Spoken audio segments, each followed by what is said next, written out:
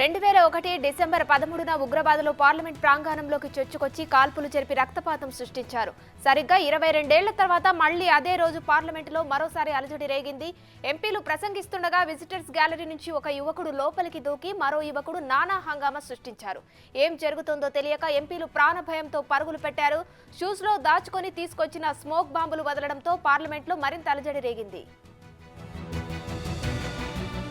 ఘటన నుంచి తేరుకున్న కొందరు ఎంపీలు ధైర్యంగా స్మోక్ బాంబు వదిలిన ఓ యువకుడిని పట్టుకున్నారు. వారిలో ఒకరిని చితకబాదారు. ఇంతలో అక్కడికి చేరుకున్న క్విక్ రియాక్షన్ ఫోర్స్ బలగాలు మరో యువకుడిని కూడా అదుపులోకి తీసుకున్నాయి. మొత్తం 2 యువకులను అదుపులోకి తీసుకున్నారు పార్లమెంట్ భద్రతా సిబ్బంది. పార్లమెంట్ సమావేశాలు జరుగుతున్న తరుణంలో 2 దుండగులు లోక్సభలో టియర్ గ్యాస్ విసిరిన ఘటనపై స్పీకర్ ఓం బిర్లా స్పందించారు. ఇద్దరిని అదుపులోకి తీసుకున్నట్లు ఘటనపై విచారణ జరుపుతున్నామని తెలిపారు. నిందితులు వదిలిన గ్యాస్ ఏంటనే దానిపై విచారణ చేయించే బాధ్యత తనదని పేర్కొన్నారు. లోక్సభలోకి 2 దుండగులు దూసుకురావడంపై ఢిల్లీ సీఎం అరవింద్ కేజ్రీవాల్ స్పందించారు. ప్రజాస్వామ్య దేవాలయంగా భావించే పార్లమెంటుకు భద్రత విషయంలో రాజీ పడరాదని సూచించారు. ఈ దుశ్చర్యకు ఒడిగట్టిన వారు ఎవరు, వాళ్లు లోపలికి ఎలా ప్రవేశించారు, వారి ఉద్దేశాలు ఏంటో తెలుసుకునేందుకు తక్షణ విచారణ అవసరమన్నారు. ఘటనపై సత్వరమే కఠిన చర్యలు చేపట్టాలని కోరారు. పార్లమెంటుపై ఉగ్రదాడి జరిగి సరిగ్గా 22 ఏళ్లు పూర్తయిన రోజే లోక్సభలోకి దుండగులు చొరబడడం తీవ్ర ఆందోళన కలిగిస్తుంది. దీనిపై కాంగ్రెస్ రాజ్యసభ ఎంపీ కేసీ వేణుగోపాల్ ట్విట్టర్ వేదికగా స్పందించారు.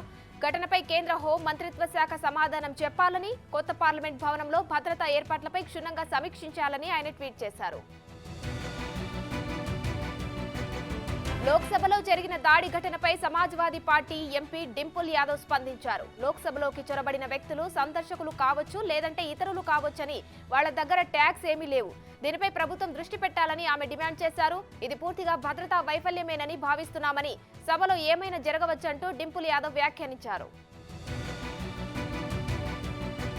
లోక్సభలో 2 దుండగులు కలర్ స్మోక్ విసరడంపై కాంగ్రెస్ ఎంపీ శశి థరూర్ స్పందించారు. వారికి అధికార పార్టీకి చెందిన సిట్టింగ్ ఎంపీ స్పాన్సర్ చేసినట్లు తెలుస్తోందని, ఈ వ్యక్తులు స్మోక్ పిస్టల్స్ తో రావడం చూస్తే తీవ్రమైన భద్రతా లోపమే ఉందని అర్థమవుతోందని అభిప్రాయం వ్యక్తం చేశారు. పాత భవనంలోని ఏర్పాట్లతో పోల్చి చూస్తే కొత్త భవనంలో భద్రతా లోపాలు ఉన్నట్లు తెలుస్తోందని విమర్శించారు.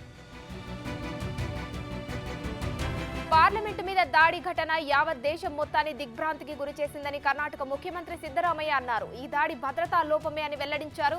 22 సంవత్సరాల క్రితం ఇదే రోజున పార్లమెంటు మీద దాడి జరిగిందని, మరలా అదే రోజు ఇలాంటి దాడి జరగడం దురదృష్టమని తెలిపారు. పార్లమెంట్లో జరిగిన ఘటన బాధాకరమని, దానిని తీవ్రంగా ఖండిస్తున్నట్లు మాజీ మంత్రి హరీష్ రావు అన్నారు. ఎంపీలకే భద్రత కరువైందని, ఇలాంటి ఘటనలు పునరావృతం కాకుండా నిందితులపై కఠిన చర్యలు తీసుకోవాలని కోరారు. లోక్సభలో జరిగిన దాడి ఘటనలో సంచలన విషయాలు వెలుగులోకి వచ్చాయి. పక్కా ప్లాన్ ప్రకారమే నిందితులు దాడి చేసినట్లు విచారణలో అధికారులు గుర్తించారు. మొత్తం 6 నిందితులు కుట్ర పన్నినట్లు అధికారులు తేల్చారు. ప్రస్తుతం 4 పోలీసులు అదుపులోకి తీసుకున్నారు. మరో 2 పరారీలో ఉన్నట్లు సమాచారం. దాడి ఘటనపై విచారణకు సిట్ ఏర్పాటు చేశారు. ధరణిపై సీఎం రేవంత్ రెడ్డి సమీక్ష నిర్వహించారు. లోటుపాట్లపై 10 రోజుల్లో నివేదిక ఇవ్వాలని సీసీఎల్ కమిషనర్ నవీన్ మిట్టాల్కు ఆదేశాలు జారీ చేశారు. వ్యవసాయేతర భూముల వివరాలు నివేదికలో పొందుపరచాలని సూచించారు. అలాగే ధరణి యాప్ భద్రతపై వివరాలు అడిగి తెలుసుకున్నారు. ధరణి లావాదేవీలపై వస్తున్న విమర్శలకు డేటా రూపంలో వివరణ ఇవ్వాలని అధికారులను ఆదేశించారు. కేంద్ర మంత్రి కిషన్ రెడ్డికి సీఎం రేవంత్ రెడ్డి ఫోన్ చేశారు. రాష్ట్రానికి రావాల్సిన నిధులు, ఇతర అంశాలపై పరస్పర సహకారం ఉండాలని రేవంత్ కోరారు. త్వరలోనే కేంద్ర ప్రభుత్వ ముఖ్యులతో సమావేశం ఏర్పాటు చేసేలా చొరవ తీసుకోవాలని రేవంత్ రెడ్డి విజ్ఞప్తి చేశారు. రాష్ట్రపతి ద్రౌపది ముర్ము త్వరలో శీతాకాల విడిది కోసం హైదరాబాద్కు రానున్నారు. ఈ నేపథ్యంలో పకడ్బందీ ఏర్పాట్లు చేయాలని సీఎస్ శాంతికుమారి అధికారులను ఆదేశించారు. ఈ నెల 18న హైదరాబాద్కు రానున్న ముర్ము 5 రోజుల పాటు బొల్లారంలోనే రాష్ట్రపతి నిలయంలో బస చేస్తారు. తిరిగి 23న ఢిల్లీకి వెళ్లనున్నారు. పశుసంవర్ధక శాఖ ఆఫీసులో ఫైల్స్ మాయం కేసులో మాజీ మంత్రి తలసాని శ్రీనివాస్ యాదవ్, మాజీ ఓఎస్డీ కళ్యాణ్ తనపై నమోదైన కేసులో ముందస్తు బెయిల్ కోరుతూ హైకోర్టులో పిటిషన్ దాఖలు చేశారు. దీనిపై వివరణ ఇవ్వాలని కోరుతూ పోలీసులకు హైకోర్టు నోటీసులు జారీ చేసింది. ఈ పిటిషన్పై విచారణను ఈ నెల 16కి వాయిదా వేసింది. వైఎస్ఆర్ ఆరోగ్యశ్రీ కింద 25 లక్షల వరకు చికిత్స ఉచితమని సీఎం జగన్ ప్రకటించారు. వైఎస్ఆర్ ఆరోగ్యశ్రీ పథకంపై సీఎం జగన్ సమీక్ష నిర్వహించారు. ఏపీలో ఇది చారిత్రాత్మక నిర్ణయం. ఆరోగ్యం, విద్య ప్రజలకు ఒక హక్కుగా లభించాలన్నారు. ఈ హక్కులను కాపాడడం ప్రభుత్వ బాధ్యత అని వెల్లడించారు. వైఎస్ఆర్ ఆరోగ్యశ్రీ కింద ప్రభుత్వం చేస్తున్న ఖర్చులే దీనికి ఉదాహరణ అన్నారు. కాంట్రాక్టు ఉద్యోగులకు జగన్ ప్రభుత్వం గుడ్ న్యూస్ చెప్పింది. కాంట్రాక్టు ఉద్యోగుల రెగ్యులరైజేషన్ గైడ్ లైన్స్ ను ఆర్థిక శాఖ విడుదల చేసింది. 15వ తేదీ నుంచి కాంట్రాక్టు ఉద్యోగుల రెగ్యులరైజేషన్ కోసం రూపొందించిన సాఫ్ట్వేర్ లో ఉద్యోగుల నమోదు ప్రక్రియ మొదలవుతుంది. సంక్రాంతి లోపు అర్హత కలిగిన ఉద్యోగులందరినీ రెగ్యులరైజేషన్ చేసేలా చర్యలు తీసుకుంటున్నామని అధికారులు తెలిపారు. శ్రీకాకుళం జిల్లా ఉద్దానం కిడ్నీ బాధితుల కష్టాలు తీరనున్నాయి. పలాసలోని వైఎస్ఆర్ సూపర్ స్పెషాలిటీ పరిశోధన కేంద్రం ఆసుపత్రి ప్రారంభానికి సిద్ధమైంది. 200 పడకల సామర్థ్యంతో పరిశోధన కేంద్రానికి అనుసంధానంగా ఉన్న ఆసుపత్రిని సీఎం జగన్ నేడు ప్రారంభించనున్నారు. Indian council of medical research సహకారంతో పరిశోధన కేంద్రం నెలకొల్పుతున్నారు. హాస్పిటల్ మొదటి అంతస్తులో అత్యాధునిక సౌకర్యాలతో ఓపీ విభాగం, రీనల్ ల్యాబ్, పాలన విభాగం, మీటింగ్ హాల్, మెడిసిన్ స్టోర్స్ ని ఏర్పాటు చేశారు. ఇక 2వ అంతస్తులో నెఫ్రాలజీ విభాగం, పేమెంట్ రూమ్ లో కీలకమైన డయాలసిస్ విభాగాన్ని ఏర్పాటు చేశారు. 3వ ఫ్లోర్ లో ఆపరేషన్ థియేటర్ కాంప్లెక్స్, అదనపు వసతులతో ఉన్న పే రూమ్ లో ప్రీ పోస్ట్ ఆపరేటివ్ వార్డులు, ఐసోలేషన్ గది, బ్లడ్ బ్యాంక్ ఉన్నాయి. 41 మంది సూపర్ స్పెషలిస్టులు, వైద్యాధికారులను రెగ్యులర్ ప్రాతిపదికన నియమించారు. వచ్చే ఎన్నికల్లో వైసీపీ ఘన విజయం సాధిస్తుందని, జగన్ మళ్లీ సీఎం అవుతారని మంత్రి మేరుగ నాగార్జున అన్నారు. వ్యక్తిగత కారణాల వల్లే ఆర్కే రాజీనామా చేశారని చెప్పారు. ఆర్కే రాజీనామా చేసినప్పటికీ తమ పార్టీ వారేనని పేర్కొన్నారు. జగన్ బొమ్మతోనే తాను గెలిచానని, మంత్రిని అయ్యానని తెలిపారు. జగన్ ఎక్కడ పోటీ చేయమని ఆదేశిస్తే అక్కడ పోటీ చేస్తానని తెలియజేశారు. చంద్రబాబు జైల్లో ఉన్నప్పుడు టీడీపీ కార్యకర్త ఒక్కరు కూడా పట్టించుకోలేదని, పవన్ ను నమ్ముకొని మాత్రమే చంద్రబాబు రాజకీయాలు చేస్తున్నారని ప్రభుత్వ సలహాదారు సజ్జల దుయ్యబట్టారు. పార్టీ కార్యకర్తల నుంచి నేతల వరకు అందరినీ జగన్ హక్కున చేర్చుకున్నారన్నారు. ఒక చోట టికెట్ ఇవ్వలేకపోతే మరో చోట కేటాయిస్తామని, పార్టీలో చిన్న చిన్న అసంతృప్తులు అన్ని సర్దుకుంటాయని సజ్జల పేర్కొన్నారు. టీడీపీ అధినేత చంద్రబాబు మంగళగిరిలోని పార్టీ కార్యాలయంలో కుప్పం నియోజకవర్గ నేతలతో ప్రత్యేకంగా సమావేశమయ్యారు. ఈ సందర్భంగా పలు విషయాలపైన నేతలకు చంద్రబాబు పలు సూచనలు చేశారు. కుప్పంలో 1,00,000 ఓట్ల మెజారిటీ వచ్చేలా అందరూ పనిచేయాలని దిశానిర్దేశం చేశారు. 3 నెలల విరామం కేంద్ర కార్యాలయానికి వచ్చిన అధినేతకు కార్యకర్తలు ఘన స్వాగతం పలికారు.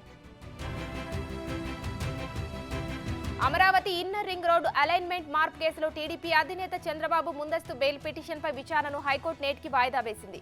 సిఐడి అధికారుల అభ్యర్థన మేరకు కేసును వాయిదా వేస్తున్నట్లు కోర్టు స్పష్టం చేసింది. ఇన్నర్ రింగ్ రోడ్డు కేసులో అనేక అక్రమాలు జరిగాయని సిఐడి అధికారులు చంద్రబాబుపై కేసులు నమోదు చేశారు.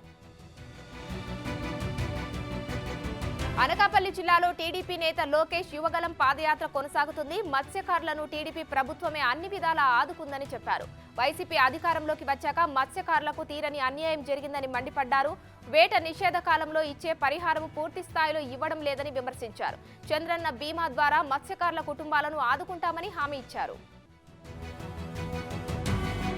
టీడీపీ, జనసేన విశాఖపై దుష్ప్రచారం చేస్తున్నాయని మంత్రి గుడివాడ అమర్నాథ్ దుయ్యబట్టారు. ప్రజలను తప్పుదోవ పట్టించడమే టీడీపీ, జనసేన పని అని, నాదెండ్ల మనోహర్ అన్ని అవాస్తవాలు మాట్లాడుతున్నారని ఫైర్ అయ్యారు. పవన్ అజ్ఞాతవాసి, నాదెండ్ల మనోహర్ అజ్ఞానవాసి అని వ్యాఖ్యానించారు. కొన్ని కంపెనీలకే భూములు కేటాయిస్తున్నామంటూ తప్పుడు ప్రచారం చేస్తున్నారంటూ మంత్రి మండిపడ్డారు.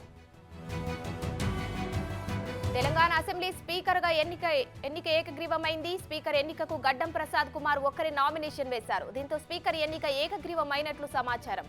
కాగా నేడు ప్రొటెం స్పీకర్ అధికారికంగా ప్రకటించనున్నారు. సాధ్యం కాని హామీలిచ్చి కాంగ్రెస్ పార్టీ ప్రజలను మభ్యపెట్టిందని మాజీ మంత్రి కేటీఆర్ విమర్శించారు. తాము ఏటా పద్దులపై శ్వేతపత్రం విడుదల చేశామని, ప్రతి ఏడాది కాగ్ నివేదికలు ఇస్తోందని, ఆడిట్ లెక్కలు తీస్తున్నారన్న కేటీఆర్ అలాంటప్పుడు లెక్కలు వేసుకొని హామీలు ఇస్తారా? హామీలిచ్చి లెక్కలు వేసుకుంటారా? రాష్ట్రాన్ని అప్పుల కుప్ప చేసి మాకు అప్పగించారని ఎలాగా అంటారని ప్రశ్నించారు. కాంగ్రెస్ పాలకులకు ఇప్పుడుంది అసలు ఆట అంటూ కేటీఆర్ వ్యాఖ్యానించారు. మాజీ మంత్రి మల్లారెడ్డిపై శామీర్పేట పోలీస్ స్టేషన్లో కేసు నమోదైంది. 47 ఎకరాల గిరిజనుల భూములు కబ్జా చేశారంటూ అందిన ఫిర్యాదు మేరకు పోలీసులు మల్లారెడ్డిపై కేసు నమోదు చేశారు. ఎన్నికల సమయంలో రాత్రికి రాత్రి రిజిస్ట్రేషన్ చేశారని ఫిర్యాదుదారులు ఆరోపించారు. దీంతో ఎంఆర్ఓతో పాటు మల్లారెడ్డిపై పోలీసులు 4 సెక్షన్ల కింద కేసులు నమోదు చేశారు. సాధ్యం కాని హామీలతో ప్రజలను మభ్యపెట్టి కాంగ్రెస్ అధికారంలోకి వచ్చిందని బీజేపీ జాతీయ ఉపాధ్యక్షురాలు డీకే అరుణ విమర్శించారు. కాంగ్రెస్, బీఆర్ఎస్, ఎంఐఎం పార్టీలు ఒక్కటేనని స్పీకర్ ఎన్నిక స్పష్టం చేస్తుందన్నారు. ఆర్థిక పరిస్థితిని సాకుగా చూపి హామీలను తుంగలో తొక్కే ప్రయత్నం జరుగుతుందన్నారు. బీజేపీ పోరాటం వల్లనే కేసీఆర్ సర్కార్పై ప్రజల్లో వ్యతిరేకత వచ్చిందని తెలిపారు. యశోద ఆసుపత్రిలో చికిత్స పొందుతున్న మాజీ సీఎం కేసీఆర్ సినీ నటుడు నాగార్జున పరామర్శించారు. ఆయన యోగక్షేమాలు అడిగి తెలుసుకున్నారు. త్వరలోనే కేసీఆర్ పూర్తిగా కోలుకుంటారని తెలిపారు. కాగా అదే ఆసుపత్రిలో చికిత్స పొందుతున్న మంత్రి కోమటిరెడ్డి వెంకటరెడ్డిని కూడా నాగార్జున పరామర్శించారు. టీటీడీ నిధులను తిరుపతి కార్పొరేషన్ కు మళ్లిస్తున్నారంటూ దాఖలైన పిటిషన్పై హైకోర్టులో విచారణ జరిగింది. టీటీడీ నిధులు తిరుపతి మున్సిపల్ కార్పొరేషన్ కు కేటాయించడాన్ని హైకోర్టు తప్పుపట్టింది. పారిశుద్ధ్య పనులకు టీటీడీ నిధులు మళ్లించొద్దని ఆదేశించింది. టీటీడీ తిరుపతి మున్సిపల్ కార్పొరేషన్ కు కౌంటర్ దాఖలు చేయాలని హైకోర్టు నోటీసులు జారీ చేసింది. తదుపరి కేసు విచారణను 2 వారాలకు వాయిదా వేసింది. భారత మాజీ ఉపరాష్ట్రపతి వెంకయ్యనాయుడు కీలక వ్యాఖ్యలు చేశారు. ఉచిత పథకాలను ప్రభుత్వాలు మానుకోవాలన్నారు. ఉచితాలు అనుచితమని పేర్కొన్నారు. విద్య, వైద్య రంగంలో ఉచితాలు ఇస్తే మంచిదని, అవి తప్ప వేరేవి ఇస్తే సరికాదని అభిప్రాయం వ్యక్తం చేశారు. అసెంబ్లీ ఎన్నికల్లో తెలంగాణ ప్రజలకు ఇచ్చిన మరో కీలక హామీ అమలుకు కాంగ్రెస్ సర్కార్ రంగం సిద్ధం చేస్తుంది. ఏకకాలంలో రైతులకు 2 లక్షల రుణమాఫీ చేసేందుకు సన్నద్ధమవుతుంది. మొత్తం 25,000 కోట్ల వరకు రుణమాఫీ మొత్తం ఉండొచ్చని ప్రభుత్వం అంచనా వేస్తుంది. ఇందుకు సంబంధించి కార్యాచరణ సిద్ధం చేయాలని ముఖ్యమంత్రి రేవంత్ రెడ్డి అధికార యంత్రాంగానికి ఆదేశాలు జారీ చేశారు. సాధ్యం కాని హామీలతో కాంగ్రెస్ పార్టీ ప్రజలను మభ్యపెట్టిందని మాజీ మంత్రి కేటీఆర్ చేసిన వ్యాఖ్యలపై మంత్రి సీతక్క కౌంటర్ ఇచ్చారు. అధికారం పోయిందనే బాధలో కేటీఆర్ ఉన్నారన్నారు. 100 రోజుల్లో అన్ని గ్యారంటీ స్కీమ్స్ అమలు చేస్తామని తెలిపారు. రైతు బంధుపై సమయం లేకపోవడంతో పాత పద్ధతిలోనే నగదు జమ చేస్తున్నామని సీతక్క పేర్కొన్నారు. గత కేబినెట్ సమావేశంలో పలు కంపెనీలకు విచిత్రమైన స్పెషల్ ప్యాకేజీలు ఇచ్చి భూ కేటాయింపులు చేశారని జనసేన పీఏసీ చైర్మన్ నాదెండ్ల మనోహర్ ఆరోపించారు. రిటైల్ స్టోర్ మూసివేసే ముందు క్లియరెన్స్ సేల్ పెడతారు. వాళ్ళు 70 నుంచి 80% అని చెప్తుంటారు. ఉన్నవన్నీ అమ్మేసి దుకాణం మూసేస్తున్నామని మార్కెటింగ్ చేస్తుంటారు. అలాగే ప్రభుత్వం కూడా క్లియరెన్స్ సేల్ మొదలు పెట్టిందని నాదెండ్ల అన్నారు. అసెంబ్లీ ఎన్నికలు సమీపిస్తుండటంతో రాష్ట్రంలో రాజకీయ పరిణామాలు వేగంగా మారుతున్నాయి. మంత్రులు, సిట్టింగ్ ఎమ్మెల్యేలపై అసంతృప్తిలో ఉన్న నియోజకవర్గాల్లో వైసీపీ అధిష్టాన మార్పులు చేర్పులు చేస్తుంది. నగరి నియోజకవర్గం నుంచి ప్రాతినిధ్యం వహిస్తున్న మంత్రి రోజాకు ఈసారి టికెట్ ఇవ్వకపోవచ్చనే ప్రచారం జరుగుతుంది. రోజాపై లోకల్ వైసీపీ లీడర్లంతా వ్యతిరేకంగా ఉన్నారని అధిష్టానానికి సమాచారం అందినట్లు తెలుస్తోంది. అంగన్వాడీలపై జగన్ కక్ష కట్టారని టీడీపీ రాష్ట్ర అధ్యక్షుడు అచ్చెన్నాయుడు పేర్కొన్నారు. వారి న్యాయమైన డిమాండ్లు నెరవేర్చకుండా నిర్బంధాలు, అక్రమ అరెస్టులకు పాల్పడ్డారన్నారు. తెలంగాణతో సమానంగా జీతాలు పెంచకపోగా ప్రగల్భాలు పలుకుతున్నారని, అంగన్వాడీలతో వెట్టి చాకిరీ చేయించుకుంటున్నారన్నారు. అంగన్వాడీల న్యాయ పోరాటానికి టీడీపీ సంపూర్ణ మద్దతు పలుకుతుందని వెల్లడించారు. ప్రముఖ పుణ్యక్షేత్రమైన యాదాద్రి ఆలయ ఖజానాకు కార్తీక మాసంలో 14.91 కోట్లు సమకూరాయి. గత నెల 14న మొదలైన కార్తీక మాసం మంగళవారంతో ముగిసింది. శివకేశవుల ఆలయాలున్న ఈ క్షేత్రం సత్యనారాయణ స్వామి సామూహిక వ్రతాలు, దీపోత్సవం, తులసి ఆరాధనలతో కిక్కిరిసిపోయింది. సామూహిక వ్రతాలతో 1.64 కోట్లు, ప్రసాదాల విక్రయాలతో 3.50 కోట్లు, బ్రేక్ శీఘ్ర దర్శనాలతో 1.69 కోట్లు వచ్చాయని ఈవో వివరించారు. సిక్కింలోనే మంచుకొండల్లో చిక్కుకున్న 800 మంది యాత్రికులను ఇండియన్ ఆర్మీ రక్షించింది. అకస్మాత్తుగా మంచు చర్యలు విరిగిపడడంతో టూరిస్టులు ఈ ప్రమాదంలో చిక్కుకున్నారు. సమాచారం తెలియగానే త్రిశక్తి దళానికి చెందిన సిబ్బంది రక్షణ చర్యల్లో పాల్గొన్నారు. బాధితులను సురక్షిత ప్రాంతాలకు తరలించి ఆహార పదార్థాలు అందించారు. చిన్నారులు, మహిళలు, వృద్ధులు కూడా ఈ ప్రమాదంలో చిక్కుకున్న వారిలో ఉన్నారు. టాటా గ్రూప్ వారి ఎయిర్ ఇండియా సిబ్బంది త్వరలో కొత్త యూనిఫామ్లో స్వాగతం పలకనున్నారు. పైలట్లు, సిబ్బందికి కొత్త యూనిఫామ్లను విడుదల చేసింది ఎయిర్ ఇండియా. ఈ యూనిఫామ్ ను న్యూ లుక్ తో అదిరిపోయేలా డిజైన్ చేశారు మనీష్ మల్హోత్రా. 6 దశాబ్దాలుగా ఒకే యూనిఫామ్ ఎయిర్ ఇండియాకు గుర్తుగా ఉండగా ఇప్పుడు తొలిసారి మార్పులు చేశారు. మహిళా క్యాబిన్ సిబ్బందికి మోడ్రన్ లుక్ లో ఓబ్రే చీరలు, పురుషులకు బ్యాండ్ గ్లాస్ కాక్పిటాల్లో విధులు నిర్వహించే ఉద్యోగులకు క్లాసిక్ బ్లాక్ సూట్స్ ను డిజైన్ చేశారు. ముంబైలోనే లోకమాన్య తిలక్ టెర్మినస్ స్టేషన్లో అగ్ని ప్రమాదం సంభవించింది. స్టేషన్ క్యాంటీన్లో ఒక్కసారిగా మంటలు చెలరేగాయి. ఎగిసిపడుతున్న మంటలను చూసి ప్రయాణికులు భయాందోళనతో బయటకు పరుగులు తీశారు. సమాచారం అందుకున్న అగ్నిమాపక సిబ్బంది హుటాహుటిన ఘటనా స్థలానికి చేరుకొని మంటలను అదుపు చేశారు. క్రమేణా మంటలు స్టేషన్లోనే బుకింగ్, వెయిటింగ్ హాళ్లను కూడా చుట్టుముట్టాయి. ఘటనలో ఎలాంటి ప్రాణ నష్టం జరగకపోవడంతో అంతా ఊపిరి పీల్చుకున్నారు. పాత పెన్షన్ స్కీమ్ ఓపీఎస్ ను ఎంచుకోవద్దని ఆర్బీఐ మాజీ గవర్నర్ రఘురాం రాజన్ రాష్ట్రాలను హెచ్చరించారు. కొత్త పెన్షన్ స్కీమ్ నుంచి పాత పెన్షన్ స్కీమ్ కు వెళ్తే అంతకంటే పెద్ద పొరపాటు ఉండదని, దానివల్ల ప్రభుత్వాలు దివాలా తీసే అవకాశం ఉందని తెలిపారు. రాజస్థాన్, ఛత్తీస్గఢ్, జార్ఖండ్, పంజాబ్, హిమాచల్ ప్రదేశ్ ఇప్పటి వరకు ఓపీఎస్ లోకి మారాయి. దేశంలో ఆధార్ కార్డు అప్డేట్ విషయంలో అక్రమ వసూళ్లకు పాల్పడుతున్న వారిపై ఉక్కుపాదం మోపేందుకు కేంద్రం సిద్ధమైంది. ఆధార్ సేవలకు అధిక ఛార్జీ వసూలు చేస్తున్న ఆపరేటర్లను సస్పెండ్ చేస్తామని, వారిని నియమించిన యాజమాన్యానికి 50,000 జరిమానా విధించనున్నట్లు కేంద్రం పార్లమెంట్ సమావేశాల్లో స్పష్టం చేసింది. బయోమెట్రిక్, డెమోగ్రాఫిక్ వివరాల అప్డేట్తో సహా ఆధార్ సేవలకు అధిక ఛార్జీలు విధించకూడదని ఆదేశించింది. బడ్జెట్లో ప్రతిపాదించే ఎక్సైజ్, కస్టమ్స్ సుంకాలు తక్షణమే అమల్లోకి తీసుకొచ్చే బిల్లును కేంద్రం పార్లమెంటులో ప్రవేశపెట్టింది. ఊహాజనిత కార్యకలాపాలకు అడ్డుకట్ట వేసేందుకు provisional collection of taxes bill 2023ను తీసుకొస్తున్నట్లు కేంద్ర మంత్రి నిర్మలా సీతారామన్ చెప్పారు. దీని ప్రకారం ఫిబ్రవరి 1 బడ్జెట్లో ప్రతిపాదించే ఆదాయ, కార్పొరేట్ పన్నులు నోటిఫై చేసిన తేదీ నుంచి ఎక్సైజ్, కస్టమ్స్ సుంకాల్లో మార్పులు తక్షణమే అమల్లోకి రానున్నాయి. ఆదాయపు పన్ను చెల్లింపుదారులకు ముఖ్య గమనిక. మరో 2 రోజుల్లో అడ్వాన్స్ ట్యాక్స్ పేమెంట్ చెల్లించాల్సిన గడువు డిసెంబర్ 15న ముగియనుంది. ట్యాక్స్ పేయర్స్ వెంటనే అడ్వాన్స్ ట్యాక్స్ చెల్లించాలని ఆర్థిక నిపుణులు సలహా ఇస్తున్నారు. లేదంటే జరిమానా, వడ్డీ ఛార్జీలు చెల్లించాల్సి ఉంటుందని హెచ్చరిస్తున్నారు. డిసెంబర్ 15 కంటే ముందు ఆదాయంపై చెల్లించాల్సిన పన్నులో 75% చెల్లించాలి. State bank of India corporate centre దేశవ్యాప్తంగా వివిధ ఎస్బీఐ సర్కిళ్లలో మొత్తం 5,447 సర్కిల్ బేస్డ్ ఆఫీసర్ సిబిఓ పోస్టుల భర్తీకి ఇటీవల నోటిఫికేషన్ విడుదల చేసింది. ఈ పోస్టులకు దరఖాస్తు గడువు డిసెంబర్ 12తో ముగియాల్సి ఉండగా ఇప్పుడు ఆ తేదీని డిసెంబర్ 17 వరకు పొడిగించారు. ఇప్పటి వరకు దరఖాస్తులు సమర్పించలేని అభ్యర్థులు ఈ వెబ్సైట్ ద్వారా అప్లై చేసుకోవచ్చు. వినియోగదారుల సౌకర్యార్థం వాట్సాప్ కొత్త ఫీచర్లు పరిచయం చేస్తుంది. తాజాగా మెసేజ్ పిన్ ఫీచర్ను తీసుకొచ్చింది. వ్యక్తిగత చాట్లు, గ్రూపుల్లో జరిగే సంభాషణలను వ్యక్తులు మిస్ అవ్వకుండా వాట్సాప్ కు తీసుకొచ్చిన పిన్ ఫీచర్ ఉపయోగపడుతుంది. సభ్యులు వాటిని మిస్ అవ్వకుండా ఉండేందుకు ఈ ఫీచర్ను గ్రూప్ అడ్మిన్లు వినియోగించవచ్చు. ఇలా పిన్ చేసిన మెసేజ్ వాట్సాప్ చాట్లోనే పై భాగంలో కనిపిస్తుంది.